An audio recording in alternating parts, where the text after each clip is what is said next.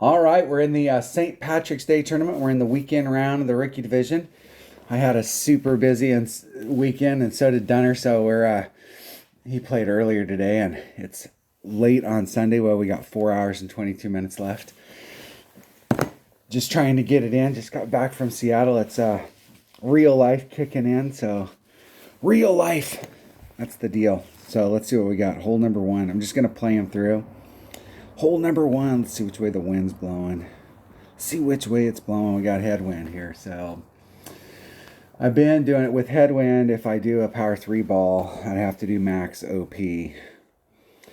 And I don't think I can get over there where I really want to get. So I'm going to bring out a power 5 ball. Let's pull out the stops on the weekend. Why not? Why not? Why buy them and not use them? That's the deal.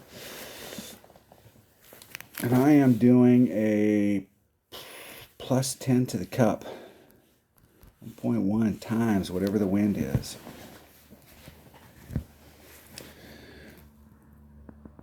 I'm trying to get into a mid short iron. And I'm playing my Kingfisher at 1.6 per ring. If I can get an opponent. Here, hold on. Let's back out. Let's make sure. Let's turn my VPN off. Let's get back on the United States. Maybe more people are playing. I was still on Finland because that's where Dunner and I were playing the other day. We try and pick country that's early in the morning, late at night. People are sleeping, so there's less of a chance we're not competing in as big a pool. Come on, get an opponent. This is always the problem when you play late in the tournament.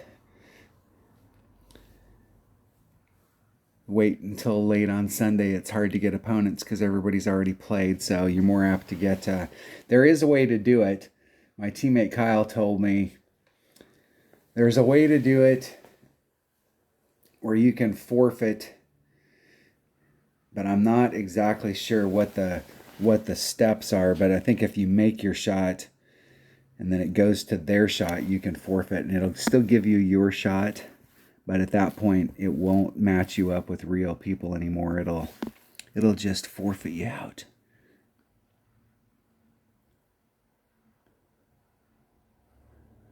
Yeah, I'm going to do about a 20%. So that's like 4. It's 2.1 per ring. So should be 2 rings and a little. Let's see where the red line's at. I'm about a ring into the red line. Ring and a little, or a ring.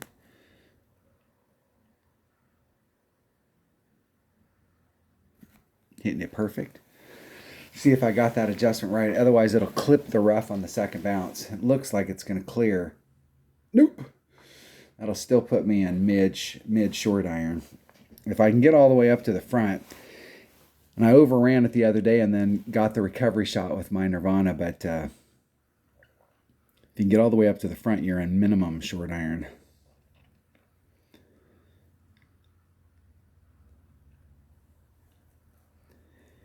My opponent's going for the rough bump over here, so they're going to have that rough bump due side wind, or pretty close to due side wind.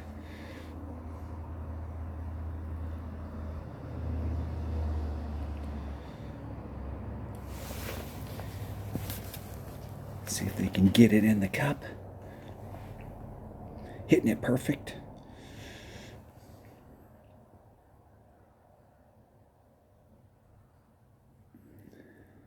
That's a perfect... I mean, if you're going in that direction to do this rough bump, that's perfect. Let's do the wind first. 2.9 divided by... should be mid-club. Ooh, I'm right at min. So it's 2.2 equals... divided by 2.2. 1.45 rings. Let's call that 1.5. I'm going to do 1/2 backspin. 1.5 rings.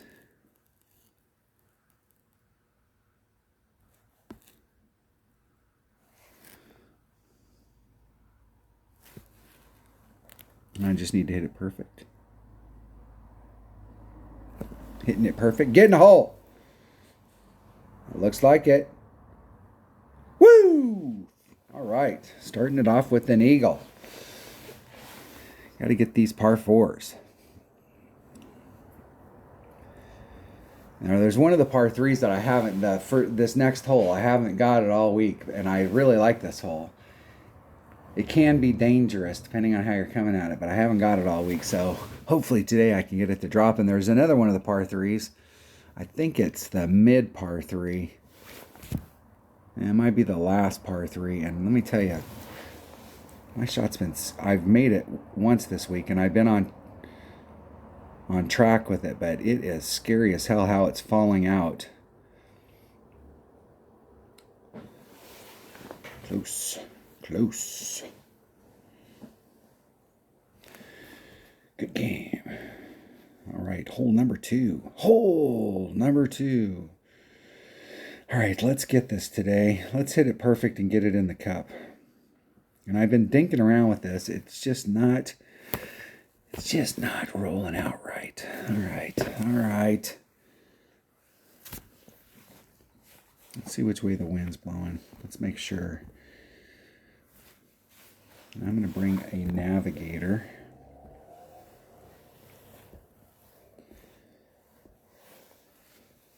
And I'm doing a 15% plus 0.2. I'm not sure how that works out in the deal. I have no idea where I'm at in my club. So I don't know if I'm at mid club. I'm using a max number wherever I'm at in my club and just doing a 15% from that point plus 0.2. And let's hit it perfect and see if I can get in the hole. I hit a bunch of perfect shots early in the week, and they were I hit two and they were right off. I hit one, it was little off, and then I did a plus 0.1, and I kind of split the difference, and then I didn't hit any perfects like the next 3 or 4 shots I took at it, and then the last time I hit it perfect, it was way the hell off, and I'm not sure that I didn't make a bad wind adjustment. Let's see if we can get it all right today and get this to sink. I like this hole. 3.8 rings. Hey, where I want you.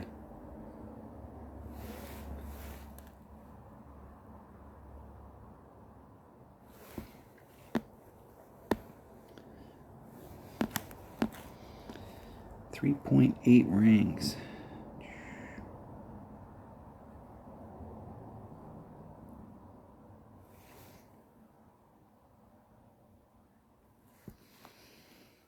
Let's hit it perfect. Hitting it perfect. Get in the hole. Come on. Nah, it's got the wrong.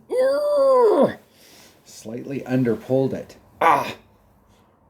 And had a little bit too much speed coming in there too. I think if I'd have been on track, I'd have hit the flagpole and bounced off of it. The bad thing on that is I was on the, if I would have hit the flagpole, I probably would have hit it on the left-hand side and it would have bounced to the left, and you do not want to go left on this hole. In the opening round, I had both my shots kind of drifted a little bit to the left, and I thought it was that thing where they wouldn't stop. They just kept eking along. If you catch the edge over here where the fringe is at, you're in big trouble. Once it goes past that, you're going into the rough down there. The first time we had this hole in a tournament, I did have some problems. I was not a fan of this hole. I actually got to the point in the weekend round where I was kind of like hitting off to the right and just like, let's just go get a birdie. And then the second time we played this course, I really kind of focused on this hole and wanted to get this hole down. And started sinking them. All right. I didn't like my speed there at all, though.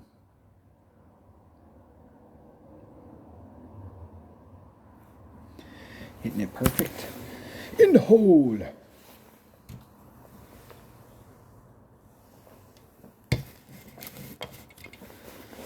Yeah, I've made some albies this week. I made hole number 9 and I made an albie, and then I played my practice account and I made an albie. The wind in the qualifying round was blowing absolutely perfect on hole number 9. Perfect. It was hard not. I mean, if you hit it perfect on the way the wind was blowing, it was absolutely due tailwind. So,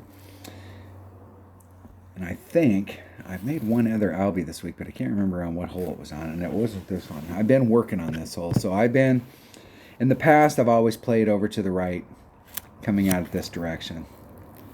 But what I've been trying to do this week is get out here as far as I can, and then come at it. Now I've been getting to the point where I'm having problems with the rough bump on this, and the deal is that from the rough bump here, so here's where the rough's at, and then it goes up this big ass hill, and then here's where the green's at. So when you try and run your top spin, and here's the cup, you get about right here, and then when you push the top spin to make it go to the cup, it jumps like way back to the backside of the cup, and it is not lying to you. So if you can you can wiggle it out here a little bit and find a spot where you can get right near the cup. But what's happened to me is the ball guide it's running really fast. So I've bagged doing the rough bump, trying to get out here in my long iron range, and then just going at it. And I'm going to do another one of the plus 10 plus 0.2s. So 1.1 times whatever the wind is plus 0.2 on the drive to the cup. Let's see which way the wind's blowing. Getting headwind, so I'm going to bring out, once again, I'm going to bring out a power 5 ball. You can go over that direction with a power 3 ball if you've got tailwind. You can probably, if you want it, you'll clip the rough and then bleed out, and you'll be in long iron range, or excuse me, wood range. And I'm going to bring, it's either going to be that bag or my number 5 bag, which has an APOC in it, but I think the top spin's the key. If I had an APOC 7, I would definitely use it. It would definitely, you get more rod distance and you get the same top spin, you get an extra mile 9.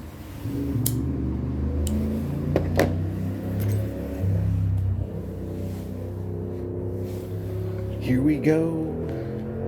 Getting out on the course. Playing some golf clash. But of course, hey, we're kings of golf. And we're not messing around. I'm going to keep singing if I don't get an opponent here. So y'all need to get a hold of Playdemic and say, what can we do to get this guy opponents faster so he won't sing? All right, here we go. Here we go.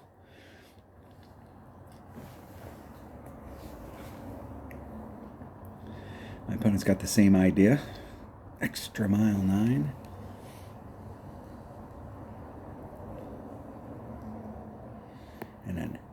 And a berserker. I really like these albatross balls with that extra topspin. There's a ton of holes and they've got low wind. It doesn't have very much side spin, but there's a lot of holes with that extra side spin or topspin that you can get it done. But this is one of those holes that a 2-1 headwind really, like, any headwind here really kills it, and any tailwind really, really helps it.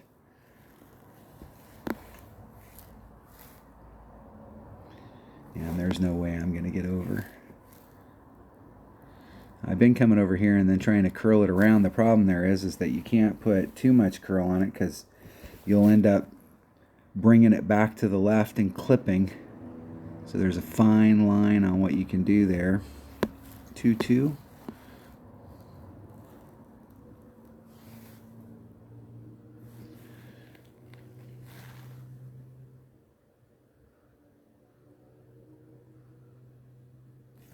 Hit it one ring great to the left, or excuse me, right. If I was going to hit it one way or the other and make it, the right's better, but what'll happen if I cleared it is on the right-hand side, I'd bleed off on the other side over here and end up in the rough. So I'm going to be in my wood range. And with the wood, you're starting off, you can start off down in this area. If you're in your long iron, you're starting off here and you've got more of a hill to deal with.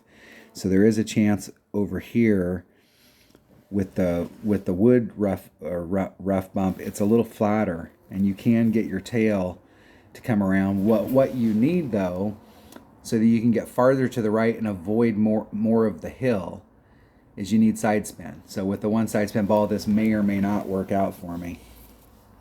All right, I'm going to do 10% times the wind plus 0.2.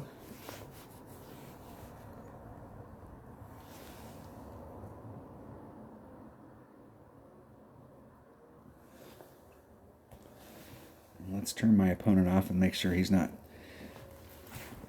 emojiing me during my shot.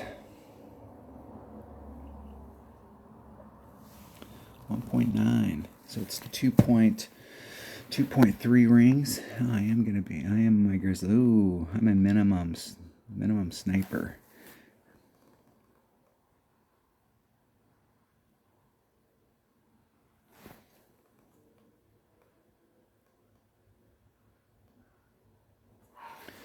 So 2.3 rings.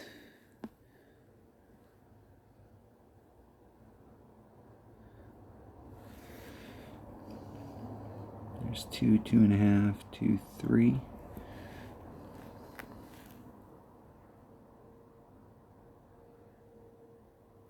Hitting it perfect.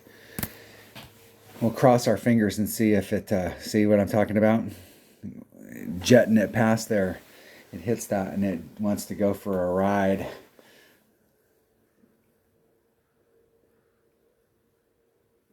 That's why I bagged that shot, bagged the rough bump there. I like the idea of the rough bump there, but I think it can be dangerous. Danger, Will Robinson, danger.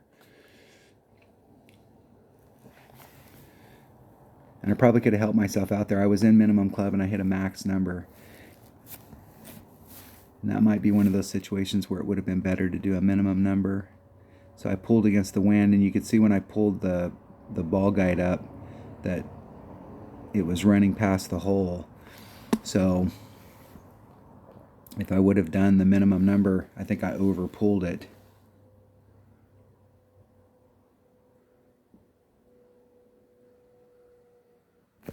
Hitting it perfect. In the hole.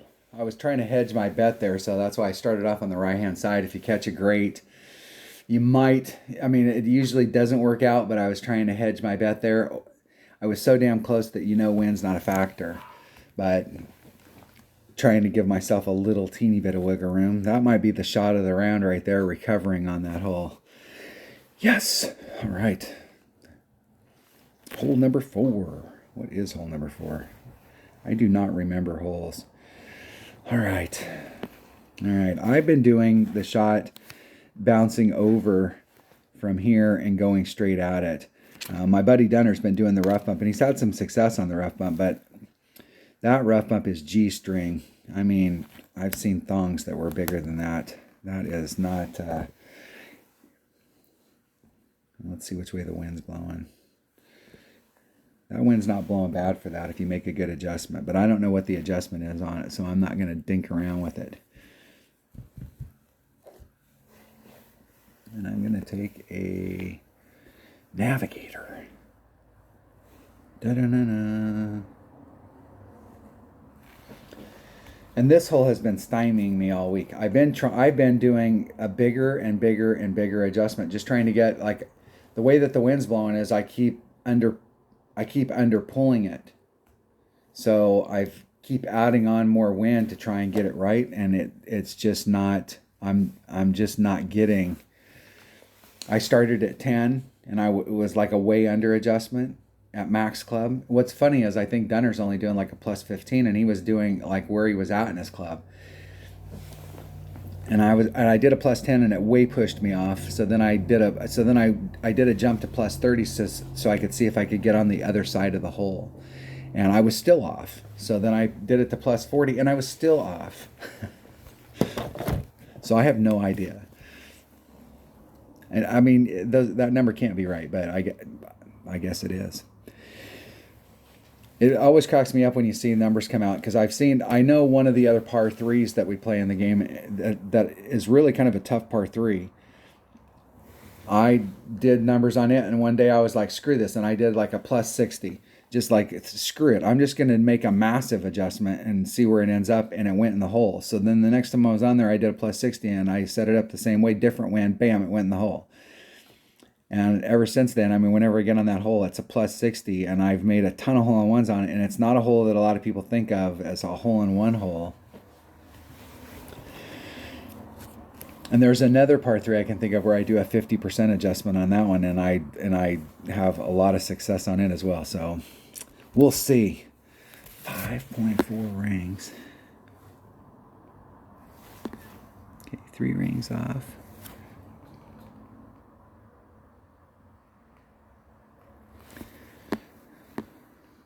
Do 5.4 rings.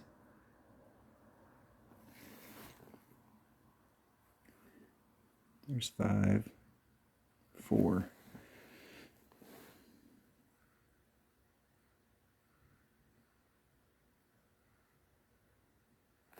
Hitting it perfect. Let's see if I can end up on the... I just want to end up on the right-hand side of the cup. Jeez. I'm still on the left-hand side of the cup, and I did a 50% wind adjustment there. I think the deal is it's not about... I don't know. I have no idea what the hell the deal is there. If I need to set it up on the right-hand side of the cup and quit going right at the flagpole because it's just taking a bounce. But that was a 50% wind adjustment, and I still didn't pull it enough. So it's either I need to change my spot, or I can just say screw it. And I've made hole-in-ones on this hole before, especially in one-on-one. I've made a bunch of hole-in-ones on this hole, but not lately. In the hole. In the hole. All right, what is hole number 5? I've got a power 5 ball on here, so it must be some big ass hole. It's got to be the par 4. Let's see which way the wind's blowing on this hole. Yep. That wind works. Now, I was doing a plus 20% on the drive. Let me go pick a bag first.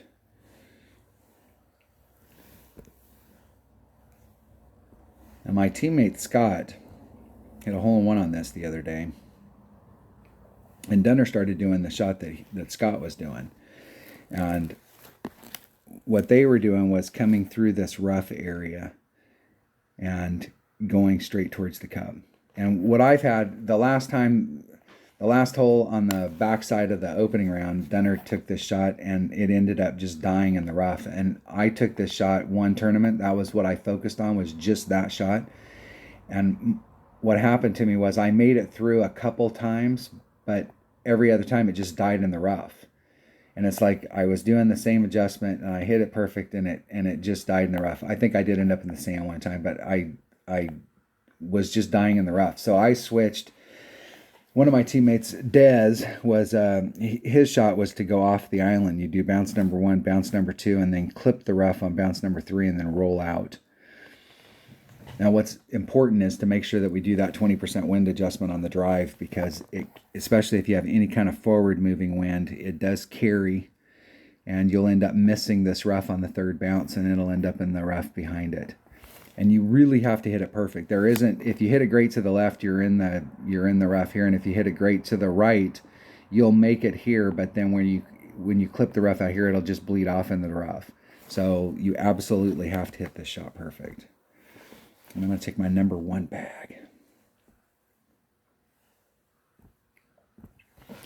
And I'm going to run max topspin. And then I'm going to pull it back to the spot where the max topspin works.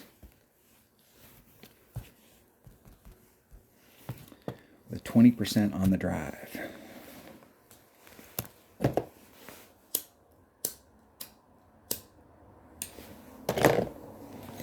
If I can get an opponent. If. That's a big if.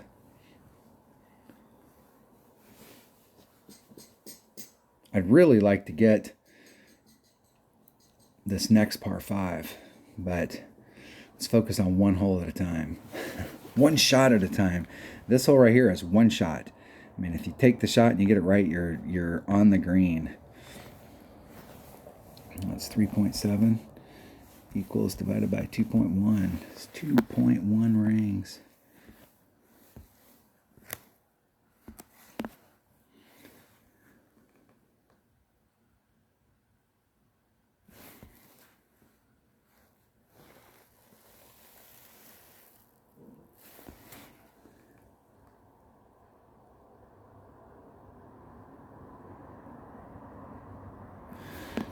0.1 rings.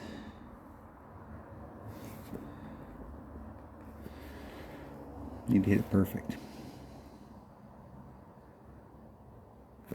Hitting it perfect. Come on. Bounce number 1. Bounce number 2. Ooh, just barely clipped that rough.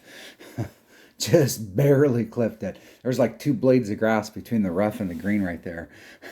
I think that whoever was out there on the course before me stepped on that area and knocked over some of those rough blades of grass, and I clipped them. Thank you, whoever played before me.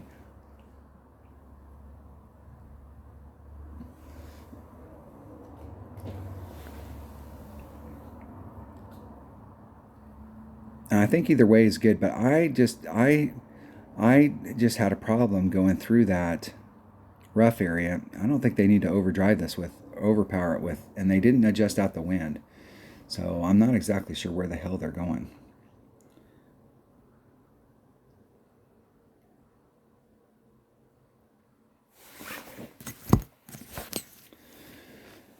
All right, let's get it in the hole.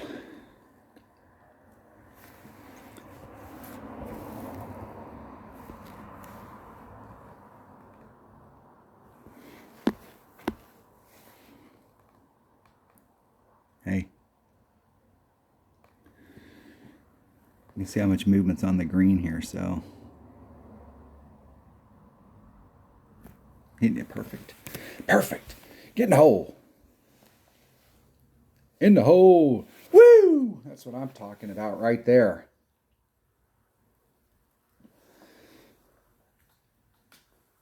The last par 4,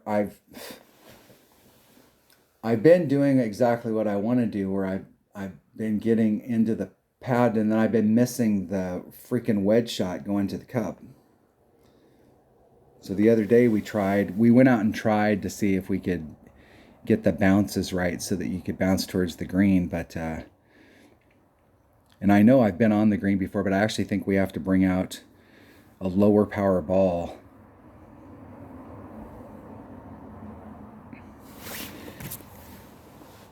So I'm not going to dick around with the last par 4. I'm just going to hit to the pad and then try and make it from there.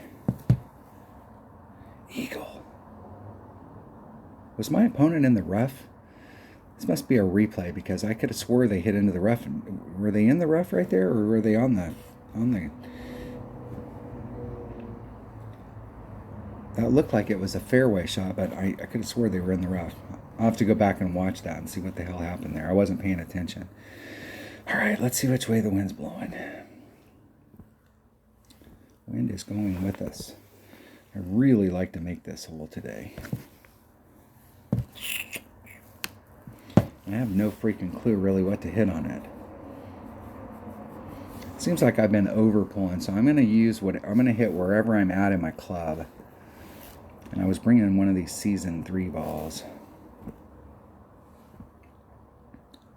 Now you cannot leave the wind in. You have to take the wind out, and I'm going to do like a plus 10, plus 15%, because I'm pretty damn close down there. So if we've got tailwind, I'm going to take a little wind. I'm going to take some of the wind out. I'm going to take all of the wind out. Plus I'm going to add on. And I really have no idea what to do on the shot going to the cup up here.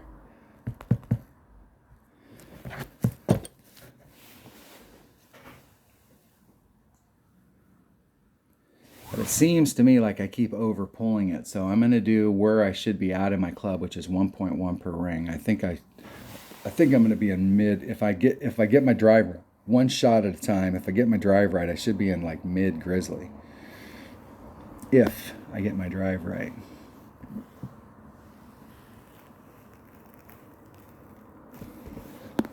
That's the thing about these types of balls. You get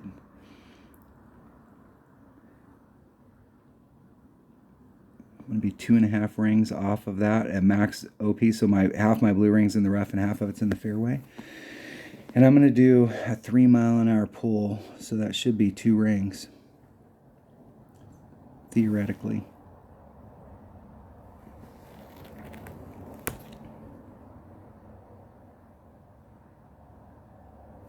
Oh, I am so screwed.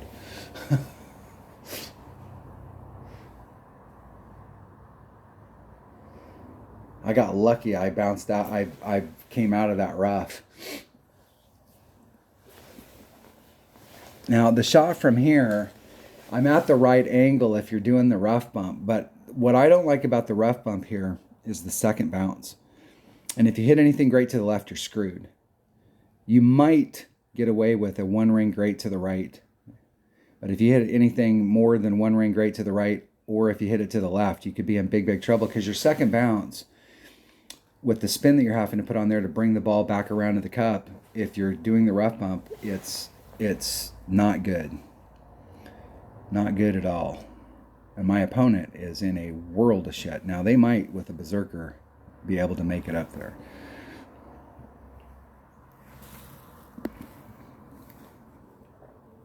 I'm at max club. Let's see where my second bounce is. You can see, in order to bring it around, you can see where my second bounce is. It's so damn close that you just can't do it. I can't do it. I can't.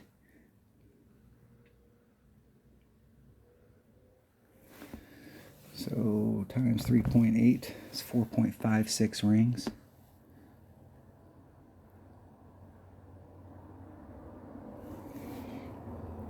There's 4, 5, 6.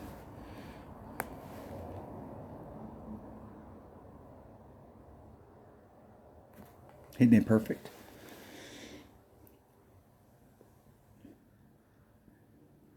And I overpulled it again. Arr. Arr.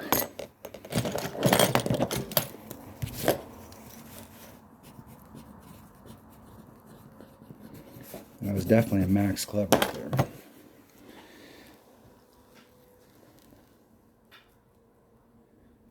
I'm trying to get, if you draw a line, if you go back and look at the picture, you draw a line along this transitional area where people are doing the rough bump, and you draw that line straight out. I'm trying to get in front of that line so that my shot to the cup is straight, so I don't have to really use any side spin. I can just go straight to the cup. And with the way the wind's blowing right here, if I would have actually got that drive, I wouldn't have had to really worry about wind, because the wind would have been damn near due tailwind, which is the perfect position to get it into. But duff the drive.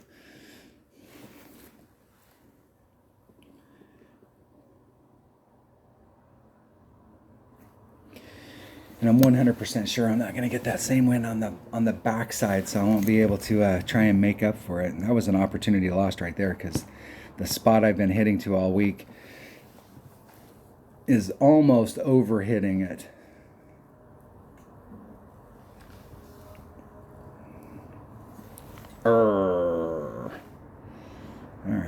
All right. I'm still in the 90s. Hole number 7. Yeah, so what I'm trying to do is, if you draw a line along this fairway right here and come straight out, I'm trying to hit it as close to that line or on this side of the line, and where I've been getting is right about where it intersects. So I'm trying to get it so that I can just come straight at the cup and not have to do really any side spin to get the ball directed towards it. I can just hit a straight up shot. All right, hole number 7. What is hole number 7? Is this the par 3? Okay, this is the par 3 that's been scaring the hell out of me. So here's the deal. I've been hitting in this area down here, and I'll zoom in on it a little. So this area down here, I've been hitting 2 rings of separation off of this transitional surface. And when I've had any kind of forward moving wind, I've been doing a plus 35%. And so at the beginning of the week, I started off with a plus 10, and I missed it and went phew, and then I came back with a plus 20 and missed it and went phew. So then I did a plus, and then I was like, okay, screw this, and I did a plus 30, and it was just like the hole a minute ago. There was like a blade of rough grass, and I was right off the cup. And when it was going just a little bit, and I didn't like where it landed, so I changed it to plus 35, and I came here and I got a hole-in-one on it. The trajectory was right, but it pushed it forward. So then the next time we played in the opening round, the wind was headwind, and I did a plus 35%, and it actually kind of pushed it back and then was straight to the cup, but it ended up dying. And so tailwind here, because you're way down in a hole down here, so if you got any kind of tailwind, it's really carrying in this hole, and if you've got headwind, it's really pushing you back. So if I have headwind here, let's see if we got headwind or tailwind. I'm gonna start off maybe a ring and a half instead of 2. Let's switch to 1/2.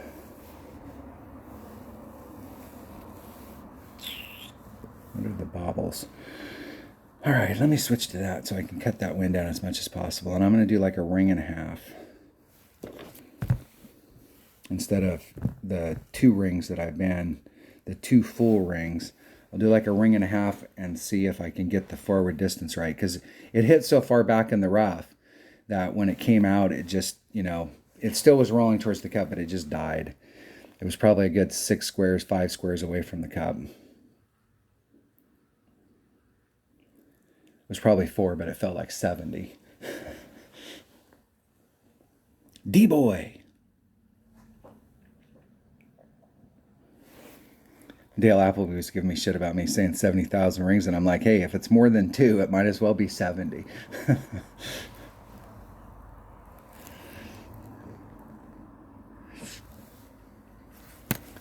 right, he's got a quasar. Let's see if he's bouncing over doing the rough bump.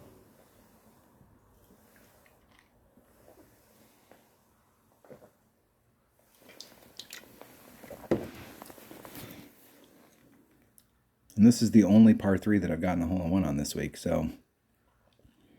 But it was dangerous. Danger, Will Robinson. And I still feel like if there's one of the par 3s that's going to eat my lunch, it's going to be this one.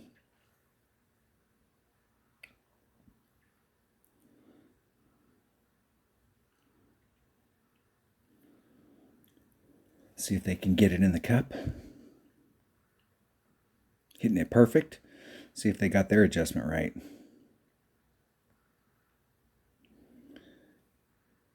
Underpulled it. And their distance was off just a little. That headwind's definitely killing it. Let's do the wind first. 1.7. 2.29 rings. Let's get down in it. Got a ring and a half.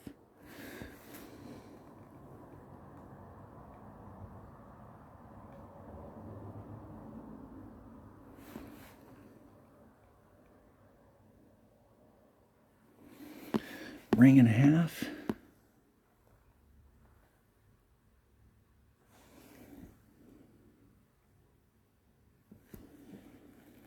See if we can hit it perfect.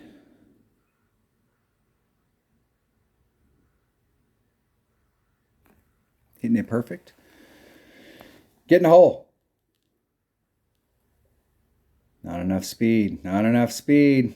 Oh, I did have enough speed, and I was just didn't quite pull it enough, and that was with a 35% wind adjustment. I did start off, I think I might have been on that side of the cup, but that's brutal. But with tailwind, the deal is with tailwind, I think I need to start like maybe 2 1/4 rings back, and the ball guide's not going to go all the way to the cup. But it does run out a little, so because that Grizzly has just enough topspin to get you to the cup. Just enough. All right, hole number 8. All right, this is the hole that has been, this is the par 4. I got it one time in a practice, but what I've been trying to do is get bounce number 1, bounce number 2, bounce number 3 in the rough, and just bleed off and then take the wedge shot. And I've been having issues with it. I've been just slightly off. So we tried like getting on the green, but the deal is that if you have a big topspin ball, like a ball that has extra topspin, you might be able to get bounce number 1, bounce number 2, bounce number 3 on here, and then you're going to hit the rough. and you might be able to get out. But I've done this before where I've done a max OP shot, but I think you have to bring out, what you need is you've got to get your second bounce like razor thin right here so that you can bounce from here over to here and then go through it. And what I think it may take is like a katana. Instead of bringing out a 3 power ball, bring out a lower power ball so that you can get your bounces right. So it's all about bounces. And if you've got any tailwind, it is definitely, once again, this hole is going to carry it a mile. It's going to carry it a long ways if you've got tailwind, and it's going to kill it if you have headwind. So like if you took that shot with a lower power ball and you've got side wind, that's kind of the ideal thing, because then it's just all about trajectory. It's not really about carry. But I'm going to just try and bump it out to that area. I think I can get this done. Let's see which way the wind's blowing. I think I can get it done with a Kingmaker. I think. And I might, I'm not sure if I need to bring bag number 1 or bag number 5. It's one of the two. What I'd really like to do, let's see which way the wind's blowing. Okay, we got tailwind.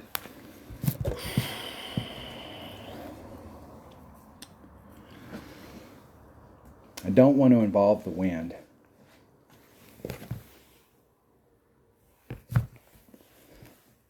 And that wind is absolutely perfect for us if we can get to that spot, because we're going to have absolutely due tailwind to the cup.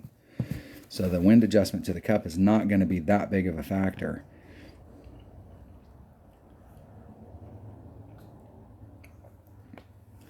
If we can get an opponent.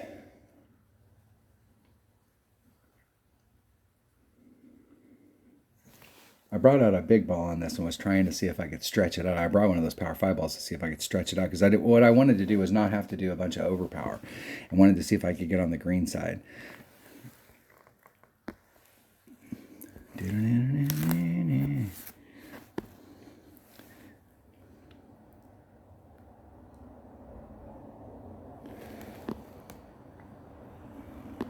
Two 6.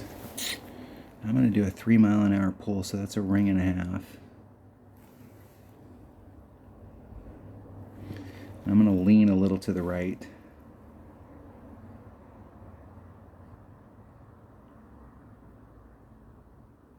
Oh, fuck, and I hit it great to the right. That's bad. What's bad about that is that the second bounce, this bounce here, but this bounce right here will clip the, oh, I got so lucky on that, because what'll happen is it'll clip that thick rough and instantly die. And then you'll get caught in the rough right there.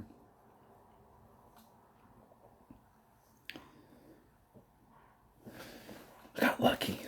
All right, now we're going to have due tailwind to the cup. So like this is really, if I hit it perfect, it should go in the damn hole. And if I don't hit it perfect, it's not going in the hole, and I'm going to be, oh, I got to hit this perfect.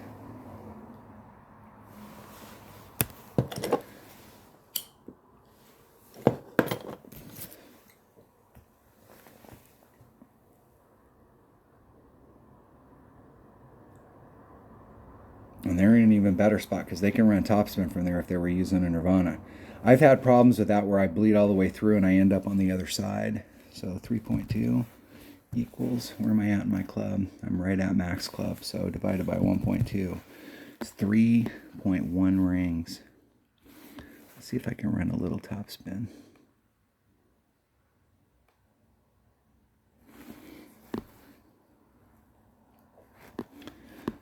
.1 rings.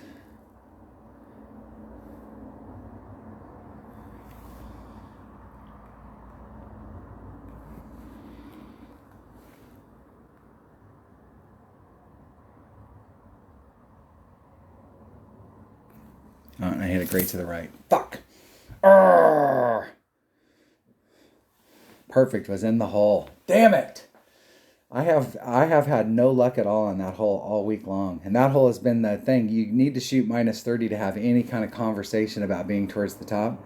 And the par 4s are where you've got to get your work done. You got to get all 3 of these par 4s. I like my opponent's spot where they're in less than mid club, maybe mid club, and they can run more topspin on it.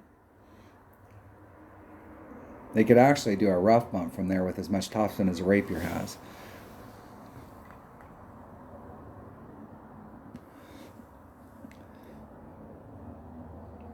Hitting it perfect and in the hole. In the hole. Good game. I'm not happy about that shot that I took. Damn it. Damn it. Of all the times not to hit perfect, I've hit a bunch of shots perfect today. I don't think I've hit one shot great into the cup. And then the one time I really needed a perfect, I didn't get it. All right, which way's the wind blowing? All right. I have no idea. At the beginning of the week, the wind was blowing such that your shot to the cup, the wind was blowing like this. So like if you're out in this area, you were getting absolutely pure tailwind. So if you hit it perfect, it win the cup. And I made 2 albies on it, and that was the situation. But since then, the wind's been blowing in odd directions, and I haven't been able to get the wind adjustment quite right. Let's think here. Let's think. Let's put my thinking cap on. 1.3.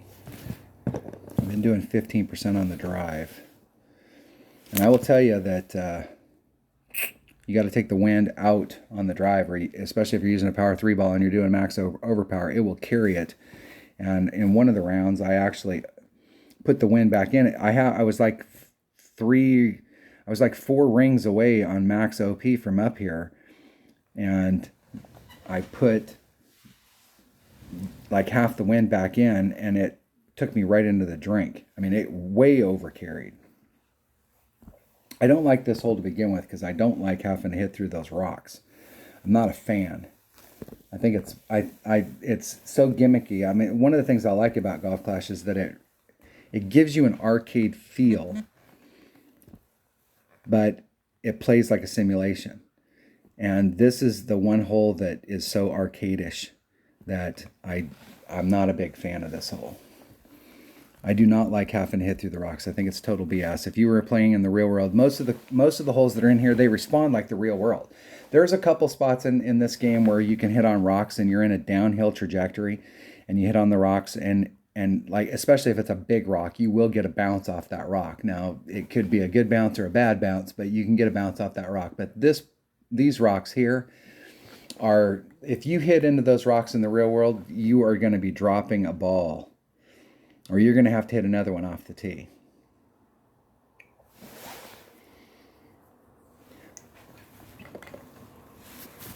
The first time we played these holes, I found another way to get up there so that you could get on. You had no shot at Albie. I mean, you had a shot at Albie, but it wasn't a really good one. It was basically get an eagle and move on. And I played it all week long. I practiced a bunch on this hole, and I had 100% success on it. Until the very last hole in the weekend round. And then it ate my damn lunch. You can recover from there. All right, I'm taking a Kingmaker. And I'm taking my number 5 bag, and I'm doing all of it. Max, I want to be blue ring off the transition. 2.4 plus 15, that's 241. That's 6, 7, it's almost 2 rings.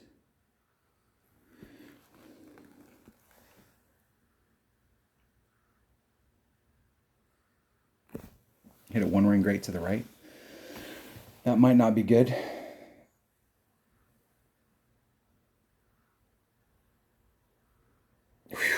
Just barely made it. Hit the water, got a water bounce. This hole's so freaking gimmicky. It's like I said, of all the holes that are in this game, this hole right here is the most gimmicky bullshit hole in the game.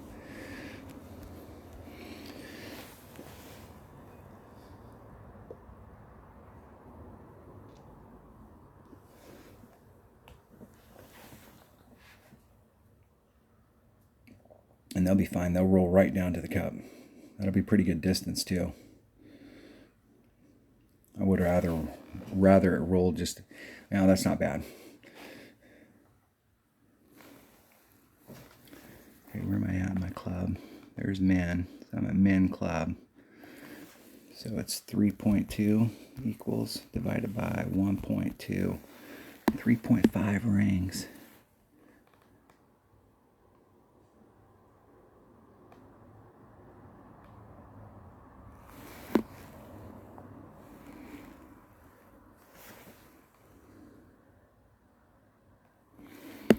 3.5 rings.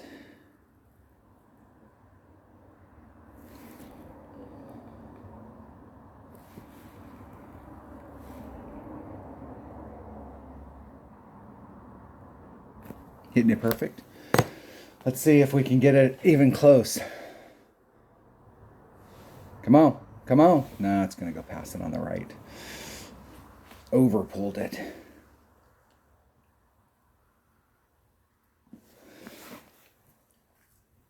I did a 10 there and it was not even close. So I did a 30 right there and that was obviously too much. So on the back, I'm going to change that to a plus 20. I haven't had to, I've been in the rough there a couple times and I've only taken the shot to the cup twice where I was in the right club. I started off with a +0 to see where it was at and it was off, but there is kind of a funnel if you hit the right spot on that going down. So the next time through I did a +10 and it was still off. So I jumped to a +30 to see if I could get on the other side. So that was definitely the other side of the cup. That was an overpull. All right. That is not, we got to shoot a minus, I got to shoot a -16 on the back because you've got to get a -15, -30 in order to have any shot of getting up towards the top. All right, let's see what we can get. I know what hole number 1 is, so let's go. Let me just go pick the bag. Let's go see which way the wind's blowing first. That might determine something. All right, I can take that with a power 3 ball. I'm going to take the same exact stuff that I got right now. Although I'm going to switch to my number 1 bag.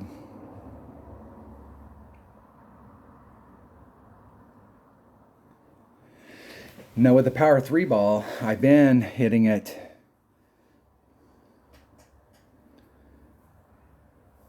can do overpower on it and really get that ball over on the other side.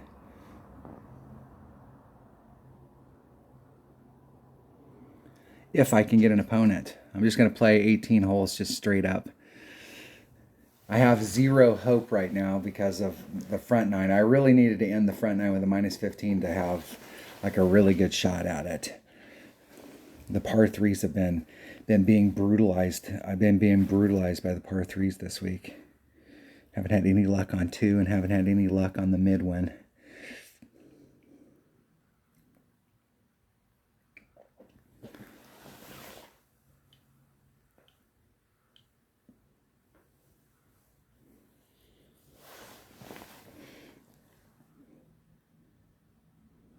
Actually, with the way that the wind's blowing, if you short shot that, if you short shot it and just actually ended up on the other side, let's see which way the wind's blowing on their second shot. It looks like on their second shot they'd have due tailwind. So if they would have, if they would have made the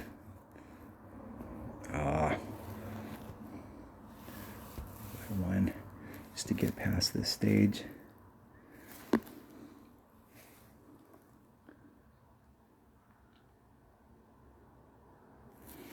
Okay, 3-9 should be about 2 rings, and then I'm going to put 1 ring back in it. Just try and hit it straight forward. Hitting it perfect.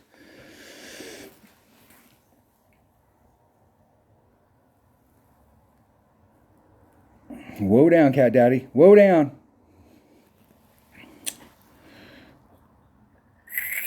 I just barely ended up in the rough the other day and I put all the wind back in it and I had about the same kind of wind, so I figured if I put half the wind in it I'd be right on the edge. I can make this shot though. I should be in the about 8 per ring range and I'm doing a plus 10% to the cup. So 1.1 times whatever the wind is divided by 8. Let's make sure I'm in the 8 per ring range.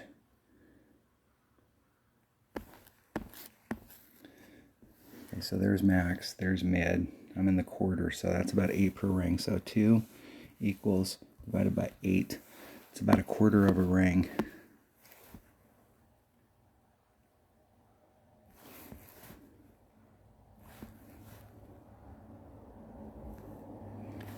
Get a little closer.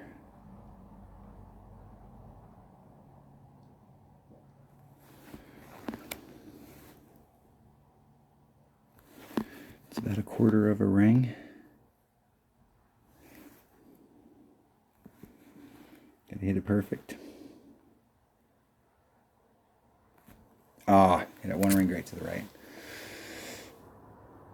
One ring great to the right. Needed a little bit more time on that.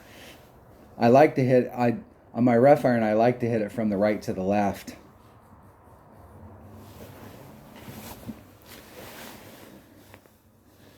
I would have liked to have let it go by like 2 more times and then, or 1.5 more times and then catch it from the right to the left. I have more success with my rough iron on the, I'm a switch hitter. I know a lot of people like, they only like to hit it when it's going from the right to the left or from the left to the right, and that's the only way they'll hit it. But what I find sometimes is if I get in a streak where I'm not hitting perfect and I'm hitting it one way, I'll switch to the other way, and then I still may screw up a couple shots, but I'll start getting on a rhythm.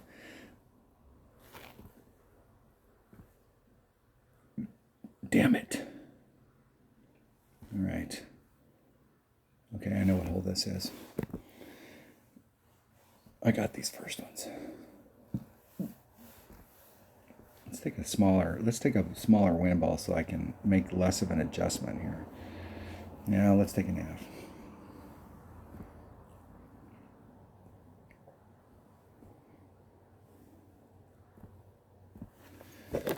Plus 15, plus 0.2. And I've just been right off. And I think the deal is in the past, I've been doing my clear ring off, and I think in the past I've been white ring off, and I've been doing a little teeny bit more side spin. And what that does is when it comes on the green, everything wants to roll off to the left. So if I start off a little bit more to the right on my setup, that first bounce that's up on the green is actually up on the flatter part, and it doesn't drift off.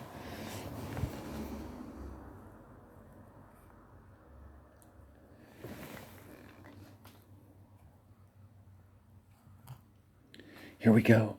Here we go. Your mom's BF.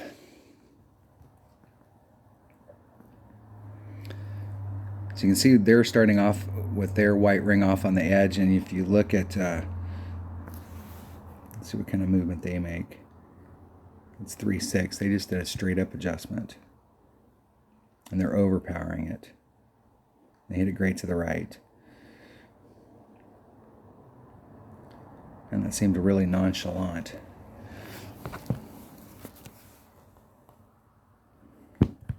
Here we go. Here we go. 3.9. It's 4.5, 4.6 rings. I'm going to start. And this ball doesn't have enough side spin.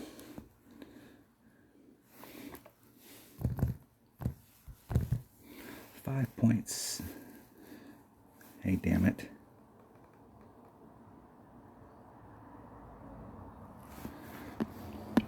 So it's 5.26 rings. 5 1/4. There's 5 1/4.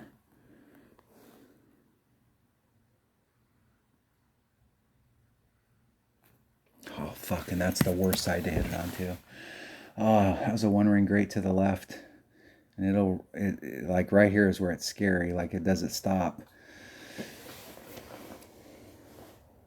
That's 2 shots right there. That shot would have been super close on a perfect. And that one would have went in the hole on a perfect. That's two really critical holes right there that I didn't hit perfect into the cup. I think those are the only 2 I haven't hit perfect into the cup. You got to give yourself an opportunity on every hole, especially after not getting the first hole. Well, that was 3, so I didn't hit that one perfect either.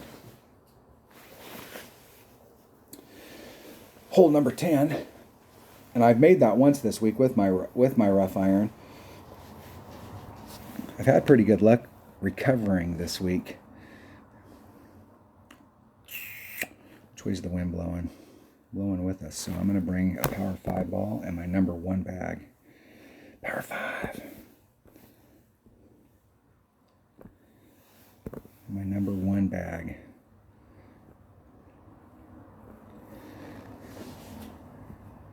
Here we go. Here we go. All right.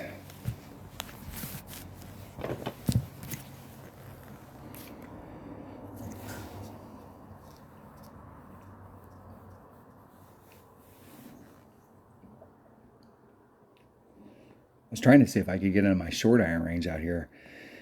It's been, I think you can get close. But you need a really good due tailwind. And this one's going to give you absolutely pure side wind into the cup. So your wind adjustment, if you hit over to the right, you'd have a pretty good wind going into the cup. Not quite due tailwind, but pretty close. But I haven't been for me, the shot to the right is a blind curl shot, and I haven't been taking that shot this week, so I don't really have that shot set up.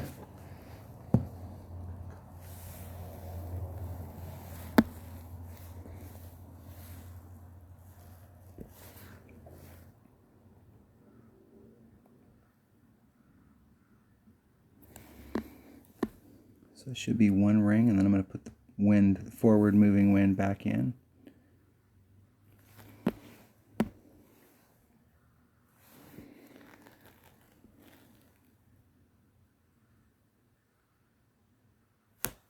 Hit it 75 rings. If I make it to the other side, it's going to roll off on the rough. It's going to roll out and end up in the rough right there. I had it set up. I could probably hit a 1 ring grate to the right, and I could probably hit a 3 ring grate to the left. The only problem on the left is the fairway gets longer when you go to the left. So once again, I'm doing a 10% to the cup, plus 0.2.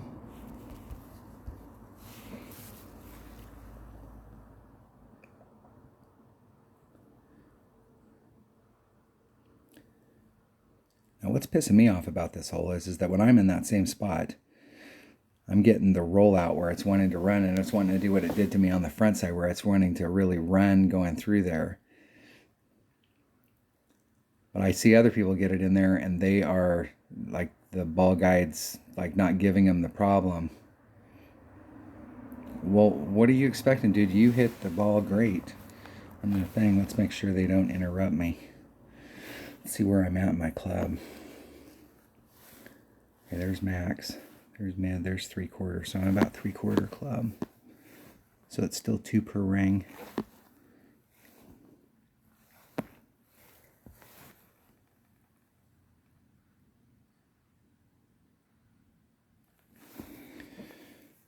.9 plus 0.2. That's 2.3 rings. Or excuse me, 2.3. So we are ringing a 1/6.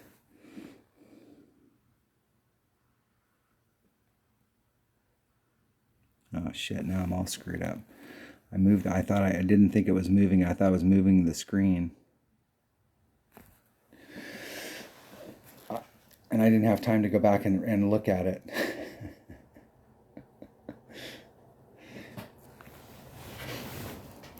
You know how sometimes when you grab your ring set and you're not actually moving your ring set, you're moving the whole deal? I thought that's what I was doing, but I actually was moving my ring set, and I moved it back, and I don't think I moved it back where it was supposed to be.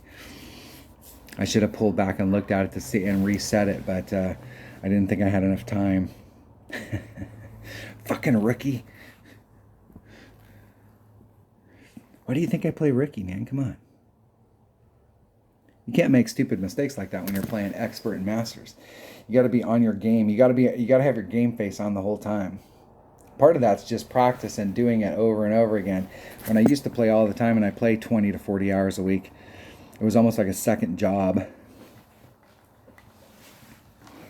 All right, hole number 13, I do not remember. Hole number 13, that's hole number 4. All right. All right. And I've had dick ass luck on this hole this week. Let's find out where I'm at in my club, and let's just hit. I'm just going to hit it. Let's find out where I'm at in my club. Let's take a nav.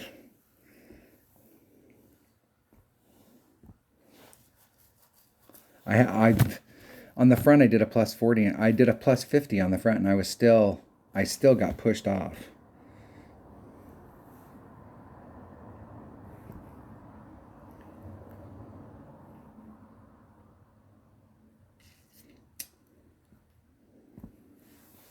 So I have no idea what to do.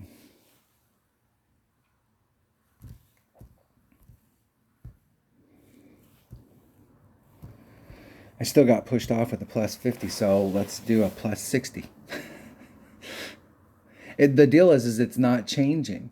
I'm still getting pushed off. So like I'm changing my wind adjustment number, so I'm moving more rings, but I'm ending up in the same damn place. And at this point, if I went, okay, hey, I keep getting pushed off to the, I keep under pulling it, I should change my setup, but that's fine if the wind was always blowing the same way and you could try and work it, but the wind's blowing in opposite directions. So do you offset on the wind side? I'm stymied by this hole. 2.2 equals 3.52 rings.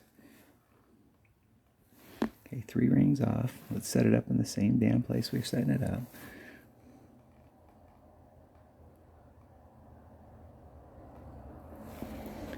So it should be 3.52 rings.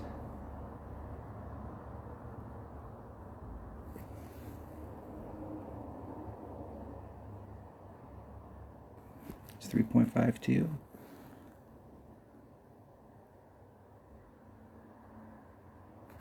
Hitting it perfect. Now that was a 60% adjustment. Let's see if the wind pushes me off and I'm on the right-hand side again. Still on the right-hand side again. The wind still pushed me off, and I did that was closer, I will tell you that, but that was a 60% adjustment, and I still got pushed off the hole.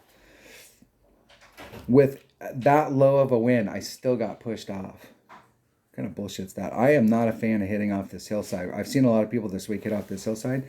Why the hell would you hit off of a sloped hill?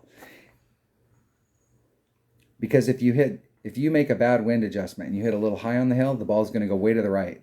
If you make a bad wind adjustment and you go a little low on the hill, you're going to go way to the left.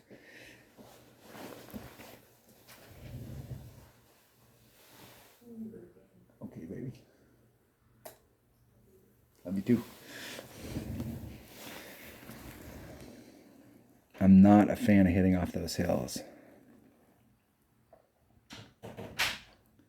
I can think of several other par 3s that are in the game where we have hills like that and people hit off of them, and it's just so hard to chase it. Because you can end up, you can hit it perfect. You make the wind adjustment that you were looking for, and you hit it perfect, and then it ends up way one direction. So you think to yourself, well, hey, I hit that shot and it was on this kind of a hill, and you're aiming for this spot. The cup's over here, and you hit it perfect. And if you hit it low, it's going to take a flat trajectory and it's going to go to the right. And if you hit it high, it's going to take a high trajectory and it's going to go to the left. And so, and I'm talking about half the width of the ball, a quarter of the width of the ball. So if you're just a little teeny bit off, where you end up here can be massive. So if you don't make an absolutely perfect adjustment, even if you know exactly what your adjustment should be, let's say you're just doing a straight up adjustment, you're going to do 3.6 rings, and you don't do exactly 3.6 rings. You know, we always joke about, it should have been 3.52 rings. Like, do you worry about the 0.02? You can't worry about the 0.02 because we don't have that kind of a grid. So you're basically looking at 3.5 rings. But if you're hitting off of a hill and you don't do it absolutely perfect, you're in trajectory. Like, you may make it. You go, yeah, damn, I made it. But I just think that this particular shot is super hard to replicate, because it's not just your normal shot where what you're dealing with is making a good wind adjustment, if you need to change your elevation or if you need to make a adjustment on the elevation, you also have to factor in that you have to hit perfect off that hill or you're going to be screwed. Not a fan. Not a fan. Hole number 14. What is hole number 14? Hole number 14. All right, which way's the wind blowing? You know we're getting headwind. Oh, we got tailwind again. What a miracle. Miracle. Taking a big ass ball. Taking my extra mile. Gotta hit this shot perfect. And I'm doing a plus 20% on the drive.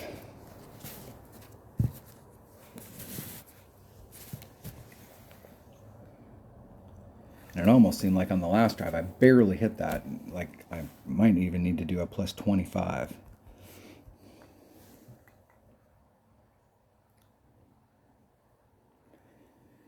And that rough area that was there, if you draw a line down the middle of it, I was on the green side of the middle line.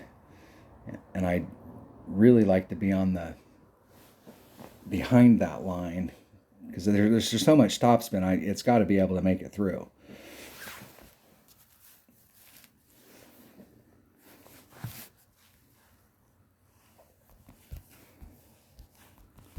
All right, it's 1.6 rings. Max topspin.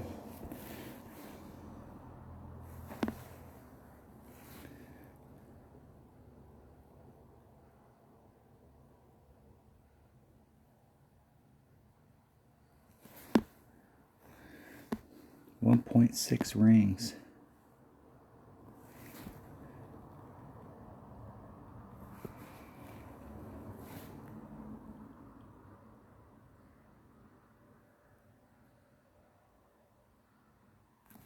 Hit it one ring great to the right, and that's bad. I'll end up in the rough on the back side of the green. It'll hit here, it'll hit there, but it'll end up... Can't believe I didn't end up on the rough, in the rough there.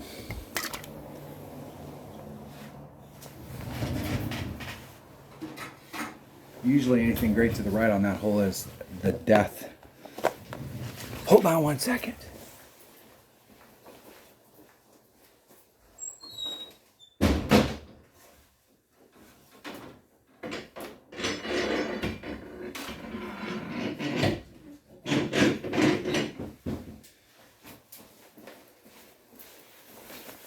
Starting to get cold out here, so I had to close the back door. I figured I'd lock it while I was there. I have a whole studio set up, and I do some live stream stuff in my house, but I like to play when I'm just shooting the videos like this. I like to play out in the garage. That way I can smoke. If I go in the house, I have to vape. I've been shooting D&D videos, trying to get what I want to talk about down. D&D's coming out with a new version here in about 2 years, and I really want to have my shit together when that comes out so that I can shoot video for the new version. If you play D&D, a lot of discussion about how it's going to be. I'm pretty sure it's going to be like if you play D&D, it's at version 5 right now, but I'm sure it's going to be like a 5.5. They're not going to come out with a whole brand new version. They're going to consolidate all of the stuff so it's all in one area instead of having to have like 16 different source books.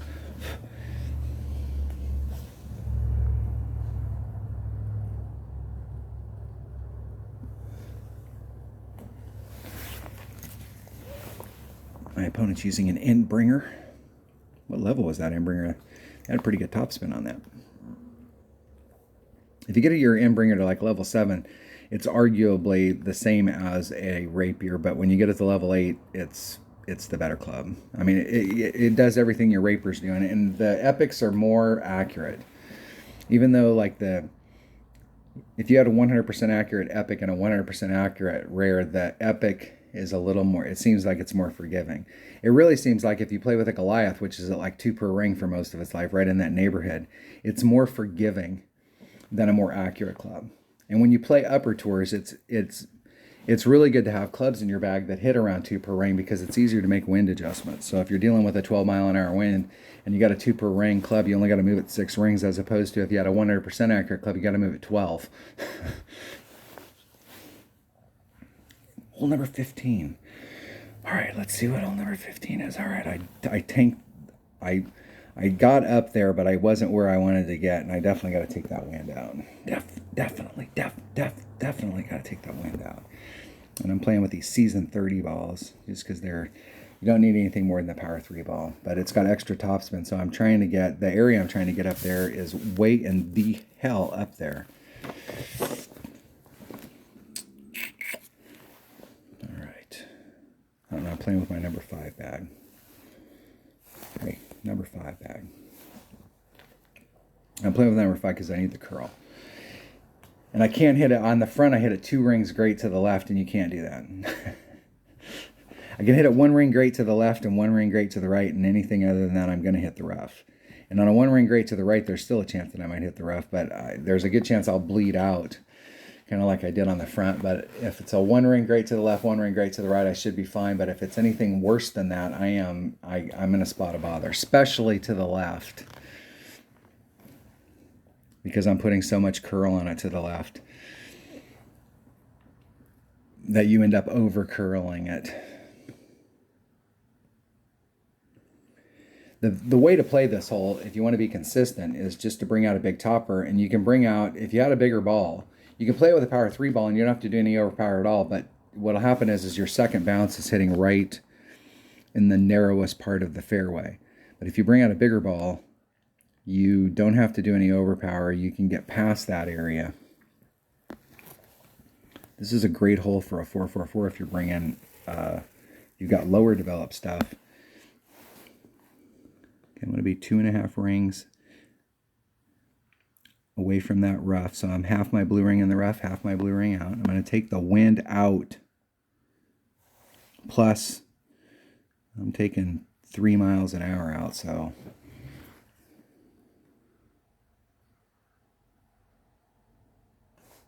And that was 2 rings great to the left. That's, once again, I'm in the same shit that I was in the front. And that's even worse. Woo! I can't. That wind is carrying it down there big time. It's almost like 100% when you get tailwind. So I should have did like a 5-2, which would have been like 3 rings and a little. And that's why I'm hitting so far off to the right, because I'm trying to make the fairway deeper where I have more room down there. And just from playing it, I know that if I catch it right and I'm 2.5 rings off with all that curl, it'll go right down the middle of the fairway and end up out in this area. This is not going to be a good spot.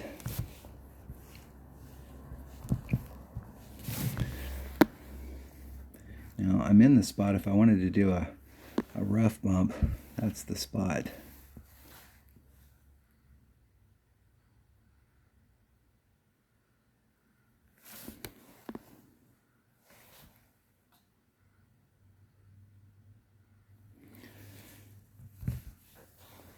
.4 4.1 rings.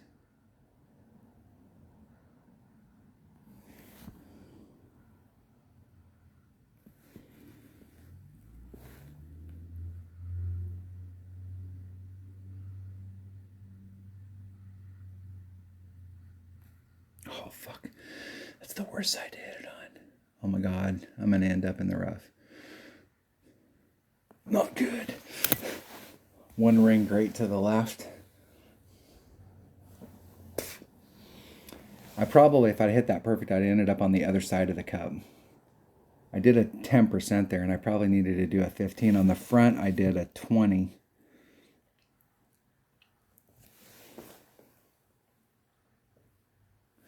That's where a slider would have come in handy, because I wasn't quite at max. I was probably at like 85, maybe 80% club, and a slider would have helped out right there. If I used the app and I had a slider with the plus 10, that would have been real close. It might have been one of those things where it was plus 10 plus 0.1.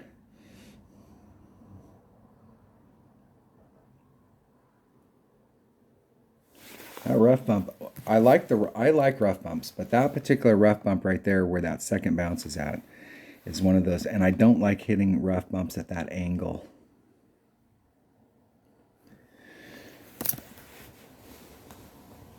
especially when you have to put on left-hand side spin in order to get the ball to weave back over to the cup.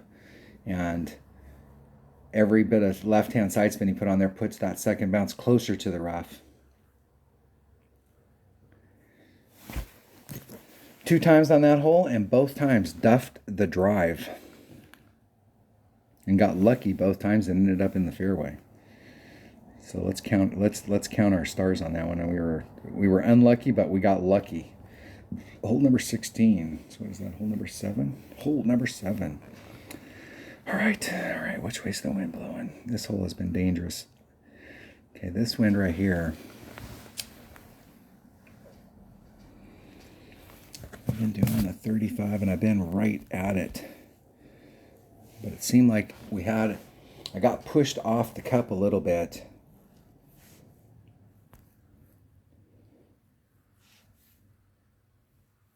Let me think here. Let me put my thinking cap on. All right, let's go back. Let's make sure I got the right ball set up here.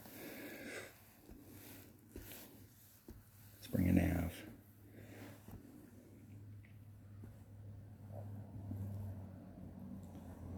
So with tailwind, you really need to be about 2.5 rings off and hope that the wind carries the ball up the hill. And with headwind, I was about 1.5 rings off. But with side wind, I'm going to be 2 rings off the transitional surface, run my ball guide right to the cup.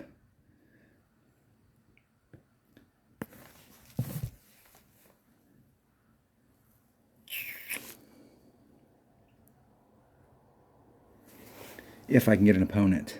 If I can get an opponent. Maybe. Need to get a hole in one right here. I need to have something pick up because I dropped hole number 10.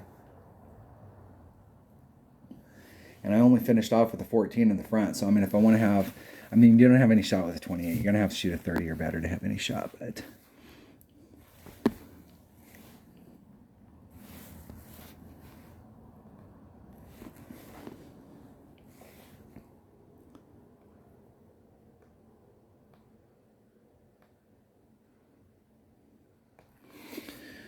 so it's 4.2 rings.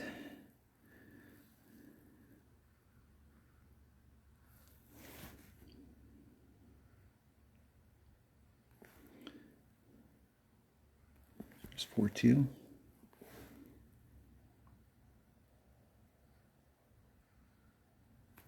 Hitting it perfect. Getting a hole. Slightly over pulled it, and I did add. I've been doing a 35% there all week, but I did a 40 right there because on the front I got pushed off. The wind pushed me off the cup, and I didn't do quite enough pull. And I thought with a due side wind that I might want to up it just a bit. And I upped it just a bit, and that was a little bit too much.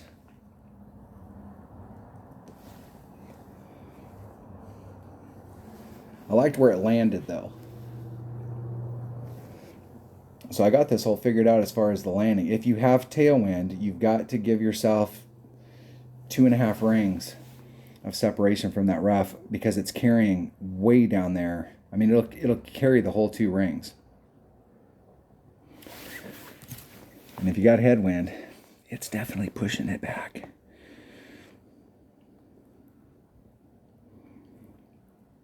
So 1.5 in headwind, 2.5 in tailwind, and 2 with sidewind.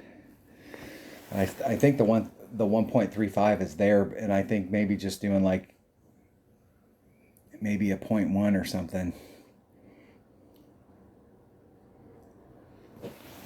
Let's see, that was 4.2. Let's see what that would have worked out to. It's let me look at the math here. 2.7. Ah. Did I do that right? I think I got that. I might have got that wrong. I did it all in one equation and it's not showing it.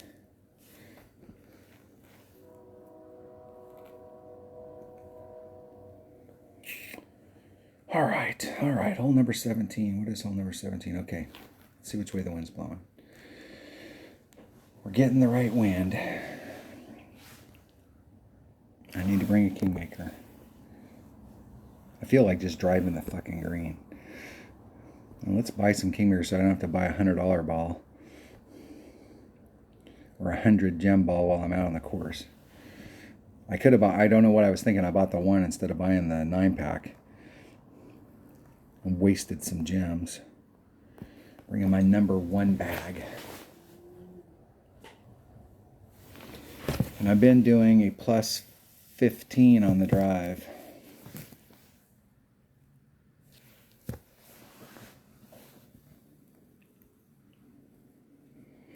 Let's end it with an Eagle Albie.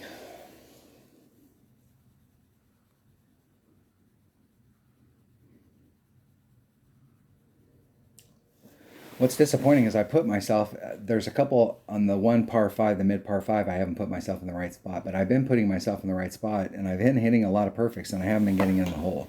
So I can feel good that I've at least been giving myself looks at it, but come on. But this was definitely a heartbreaker on the front because I was in the right spot. And all I had to do was hit it perfect, and it was the one shot that I really needed to be perfect, and it didn't go in. I didn't hit it perfect. Okay, 2.6. 15%, that'd be, we're going to say 3 miles per hour. That's 2 rings.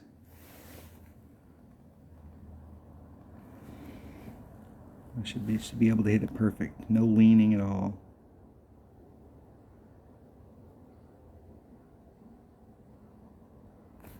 Hit it 1 ring great to the left. That might be problematic.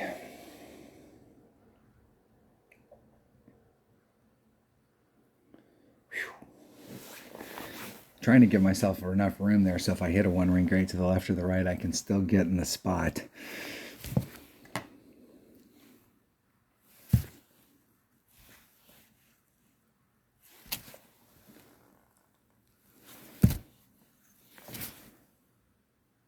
Let's see if my opponent can get in the right spot for what they're trying to do. They're trying to get on in 1. The deal with the... Let's see if they can make it all the way over. I actually think if you're going to use a power 5 ball that you might have a shot at going straight at it. Going at it from the other side. And with the topspin boost ball, that might be the way... That might actually be the way to do that. Okay, there's Max Club. I'm going to put on 1 backspin. And let's see if we can run it up there with a little top spin.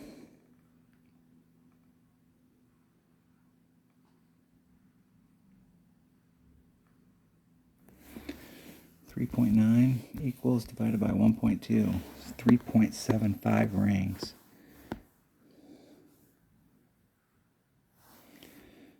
There's 3, 5, 375.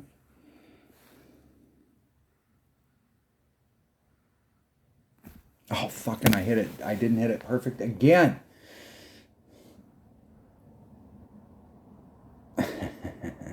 The gravity-defying ball. 2 times right there if I'd hit it perfect. That's 2 shots.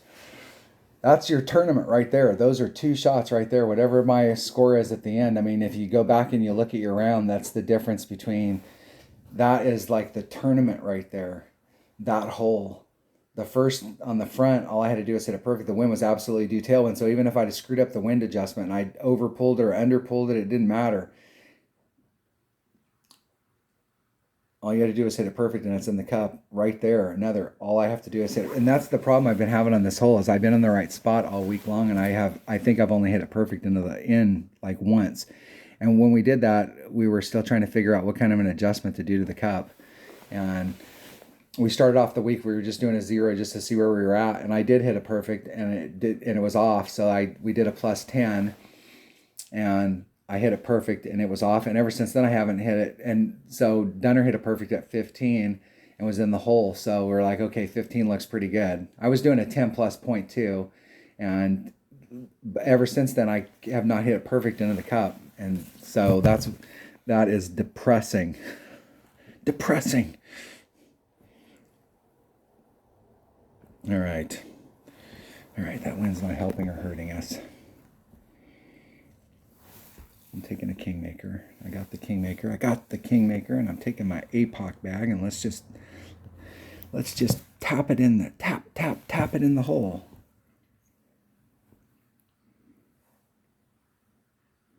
Yeah, so minus 27 is not going to get me anywhere. Shit, I haven't even got into the top. I barely top 50.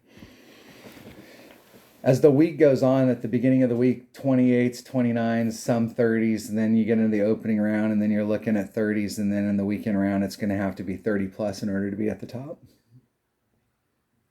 I haven't looked up at the top. I never look at the top in the rounds. I always like to just kind of see where I hit. And I don't like to play to what my opponents have done. I like to just play my round. But I would imagine that up at the top, that it's dominated by 30s, and that there's at least one or two people that are above 30, and there's where your banners are at. And anybody that's in the 30s is probably caught up in a tiebreaker deal.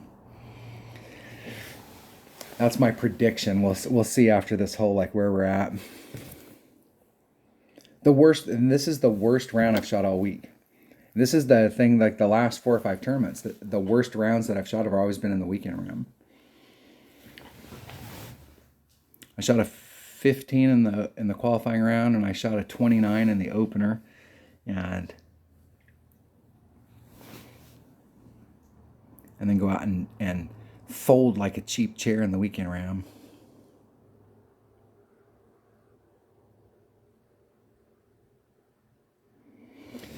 They got it to stick. And I've been coming out a little bit too far to the right.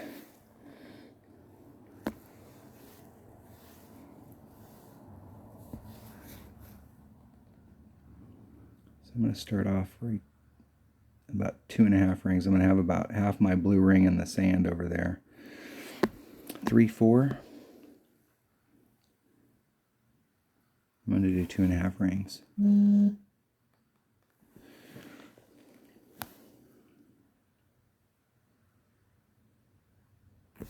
Hitting it perfect.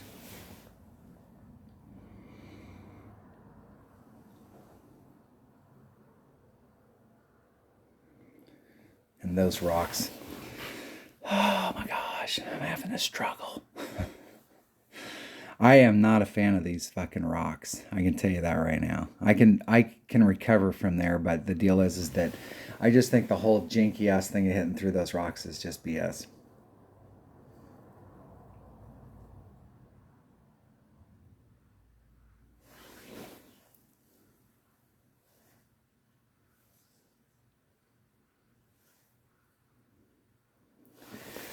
All right, and I'm doing a plus 20 to the cup. If I can get my ball guide all the way down there.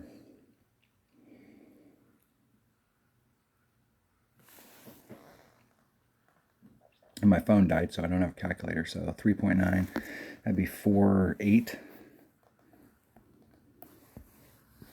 I'm not going to be able to get my ball guide all the way down there. Unless I do some big overpower.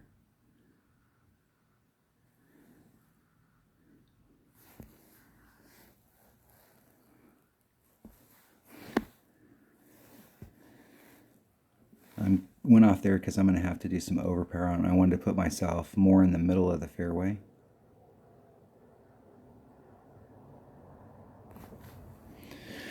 And I'm going to end up in the rough on the right-hand side.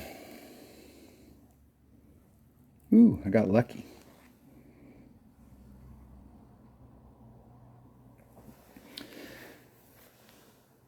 I could have tried that if from where I was at, I was like 2.5 rings off of the transitional surface on the left-hand side. So I was 2.5 rings out into the fairway.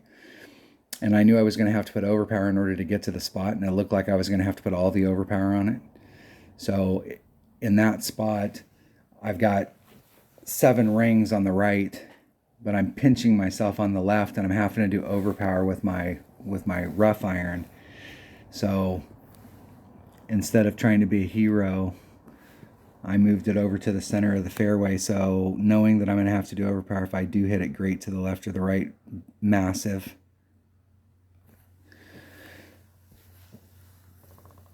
I'm at least giving myself a much better shot at just getting down there and getting my eagle and moving the hell on, as opposed to trying to press the issue. I see people do that all the time where they're in their rough iron, they're in a shot. And you know how often it is in this game. Everybody and every single person listening to the channel knows exactly what I'm talking about. We go from the rough to the rough. We go from the sand to the sand. And so we're in a bad spot, and then we press the issue, and we're half a ring off the transitional surface trying to get around back to the cup, and then we end up duffing the shot. So it's better to just take your lump and move on. I'll be lucky if this is a top 20. I don't even think it's going to be a top 20. This has got to be like a top 30. Wow, I can't even believe that it's in the top 20. That's amazing. Amazing. So I've been shooting 29s. I shot a, let's see. Let's make sure I'm not lying to you. In the opening round, I shot a 29. I shot a 15 in the opener. So worst round all week. Let's see where the 29 start. 29 start in 7th. Wow. Look at that shit.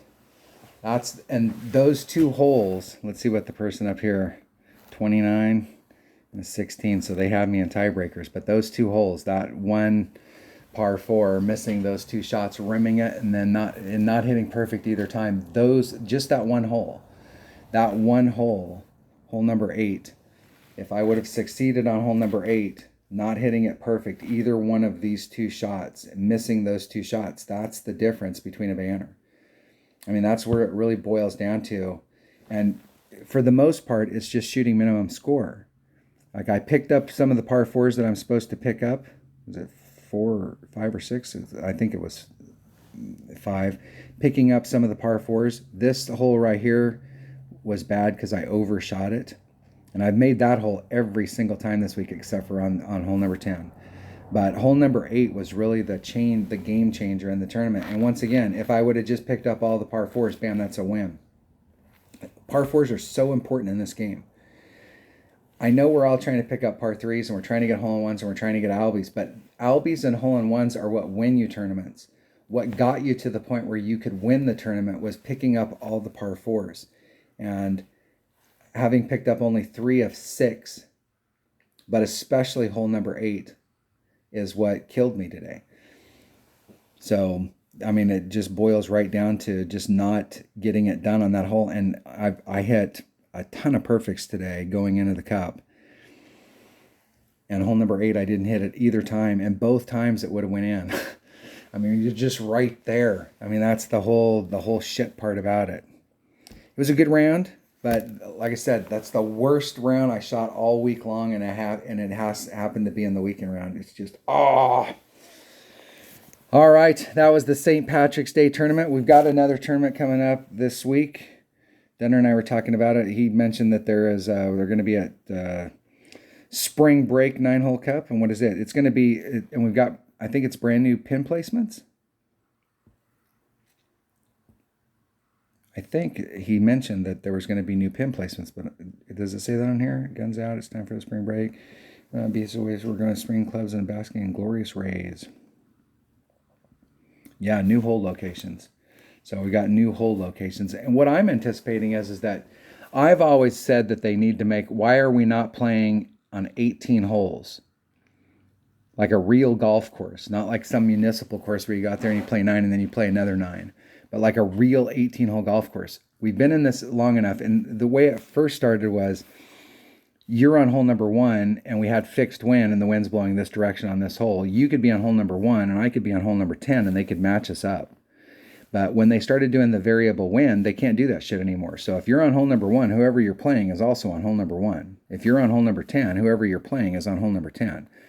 So because of that matching thing, I just do not understand why we don't have 18-hole courses. Why don't they come out with some of these courses and they make 9 more holes for them?